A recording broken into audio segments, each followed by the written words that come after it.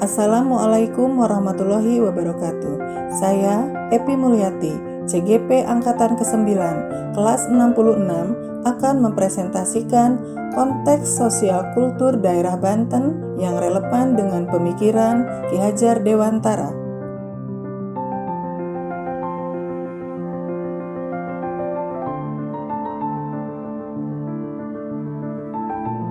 Eksplorasi nilai-nilai luhur sosial budaya di daerah Serang, Banten dalam upaya menebalkan konteks diri, kekuatan murid sebagai manusia dan anggota masyarakat. Di antaranya, yang pertama ada religi, menjadi konteks sosial kultur yang mendominasi di daerah Banten dengan alasan sebagai berikut. 1. Banyaknya pesantren di daerah Banten. Daerah Banten mempunyai sekitar 6.340 pondok pesantren. Yang kedua, Masjid Agung Banten. Masjid Agung Banten salah satu masjid tertua yang ada di Indonesia. Yang ketiga, ulama besar dunia.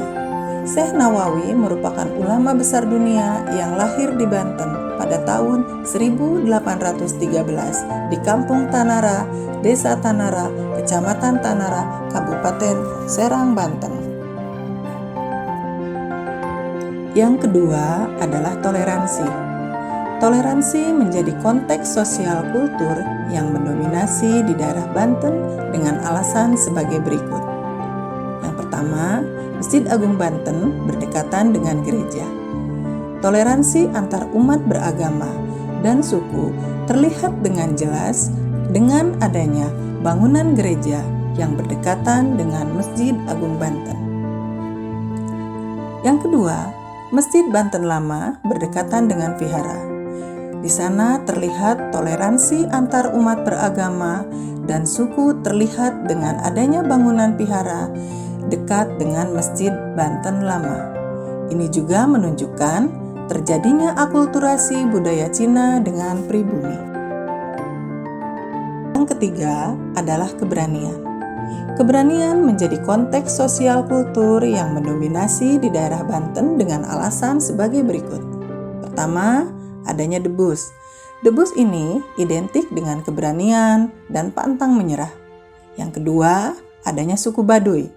Suku Baduy merupakan suku yang identik dengan keberanian, tangguh, dan teguh memegang prinsip. Kekuatan konteks sosial kultur di daerah Banten yang sejalan dengan pemikiran Ki Hajar Dewantara adalah banyak sekali sosial kultur budaya yang di Banten yang merupakan pencerminan dari pemikiran KHD. Di antaranya panjang mulut, bedolan pamarayan, rampak bedug, dan debus. Pemikiran Ki Hajar Dewantara dapat dikontekstualkan sesuai dengan nilai-nilai luhur kearifan budaya daerah asal yang relevan menjadi penguat karakter murid sebagai individu sekaligus anggota masyarakat konteks sosial budaya di daerah Serang, Banten. Kearifan lokal budaya Banten ketika dikontekstualkan dengan pemikiran pendidikan Ki Hajar Dewantara sebagai penguatan karakter murid, yaitu budi pekerti.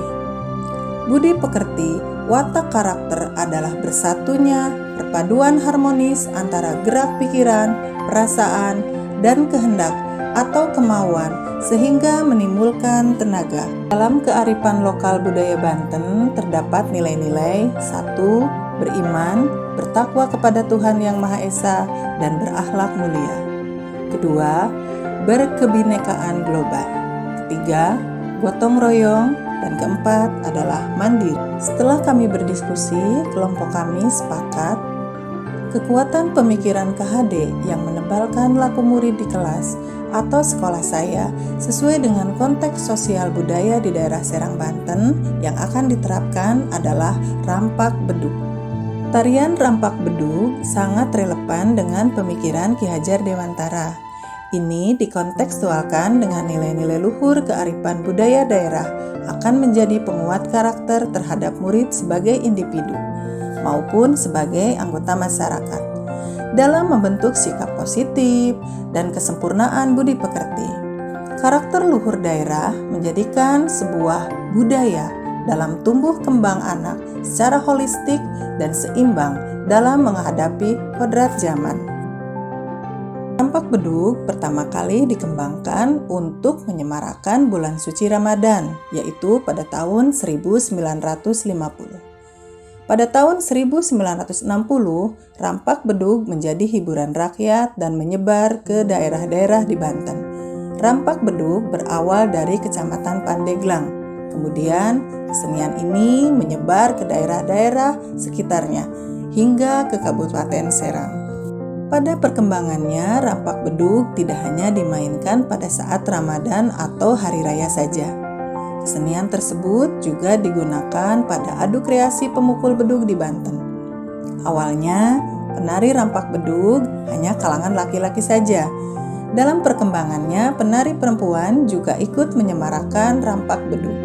Kesenian rampak bedug biasanya ditampilkan oleh 10 orang, yang terdiri dari 5 perempuan dan 5 laki-laki, di mana pemain laki-laki biasanya sebagai penabuh bedug dan kendang, sedangkan pemain perempuan sebagai penabuh bedug.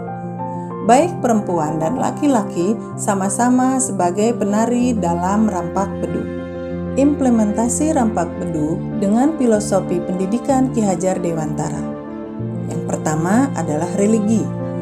Religi terlihat dengan adanya bedug. Bedug merupakan alat yang digunakan oleh umat muslim, yaitu sarana untuk memberikan informasi.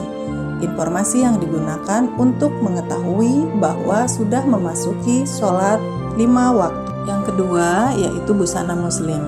Seluruh pemain dari rampak bedug menggunakan busana muslim untuk perempuan, dan bagi laki-laki menggunakan busana seperti pencaksilat, tetapi menggunakan sorban dari batik Banten. Syair yang dilantunkan adalah berupa sholawat Rasul. Sholawat Nabi ini akan dilantunkan oleh para pemain dari rampak bedug. Implementasi rampak bedug selain religi ada juga toleransi. Hal ini terlihat dari atraksi bedug. Pada saat pemukulan bedug, mereka akan serempak memukul bedug dengan irama ritmis yang sangat indah. Di situ terlihat begitu kekompakan, begitu toleransi para pemain dari rampak bedug itu sendiri. Ketiga adalah keberanian. Hal ini bisa terlihat dari atraksi rampak bedug. Rampak bedug biasanya menampilkan atraksi pencaksilat. Kemudian ada juga pemain yang naik ke atas bedug dan itu membutuhkan keberanian yang sangat tinggi. Implementasi rampak bedug yang dikaitkan dengan pemikiran Ki Hajar Dewantara. Menurut Ki Hajar Dewantara, anak-anak hidup dan tumbuh sesuai dengan kodrat sendiri. Pendidik hanya dapat merawat dan menuntun tumbuh kodrat itu. Baiklah, itulah presentasi yang sudah saya berikan. Terima kasih. Mohon maaf atas segala kekurangan. Wassalamualaikum warahmatullahi wabarakatuh.